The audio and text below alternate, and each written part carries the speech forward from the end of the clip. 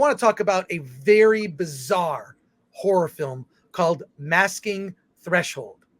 Now, why do I want to talk about it? It's another film that's through the Alamo Drafthouse distribution label.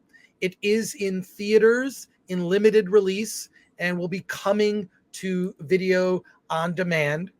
And it's made by a filmmaker that I'm going to butcher his name. And so please, it's Johannes Grensfurthner. Johannes Grensfurthner is the director and writer of this film. Masking Threshold is about this. It's about a guy who works in computers, this IT guy who has tinnitus in his ears, a ringing in your ears. Everyone has had some issues with that in the past. You go to a concert, it's loud, you're going to get temporary tinnitus, but it's torturing him. It's torturing him. He can't get over it. So he quits going to work and does a series of experiments to understand why sounds are bothering him so much.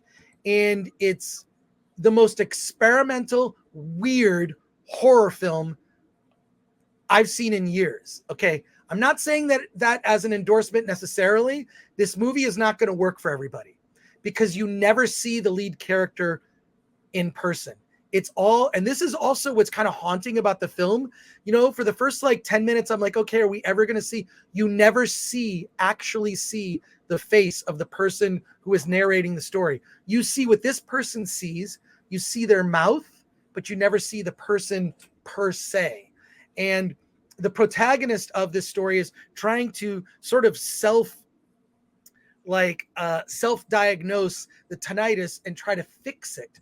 And nothing seems to work. He's studying bugs. He's studying if you bring certain things into a room, how it changes the sound in the room. He has this neighbor from next door that he gets involved with. It's frightening. It's very experimental. And I'm giving this a recommendation for people willing to roll the dice and take a risk on something bizarre, different, and weird. So the fact that it got a theatrical release is mind-boggling to me because it's like an experimental short film, but it's also riveting because parts of it are very poetic. So I recommend if you're someone who wants to experience something that's very bizarre, the closest thing I could even compare it to would be something like Eraserhead, where the very act of watching the movie kind of works on your psyche. So Masking Threshold has that aspect. After a while, you're like, oh, we're never going to see the lead character. It's just like close-ups of things. And some of it is fairly gruesome. I got a very good review on Film Threat, right, Alan? If you look up the movie, it got a really good review, I believe, from Bradley Gibson. Gave it high praise, and that was like, all right, well, I need to watch this for myself. So I watched Masking Threshold, and oh my God, it just, it's one of those things where you kind of need to take a breather after you see the film. So, it's not a very mainstream horror film. It's like an experimental horror film, and I recommend it for people that want to experience something. Yeah, it's from Fantastic Fest. And it's bizarre. 9 out of 10. 9 out of 10 at Fantastic Fest. So that's pretty good.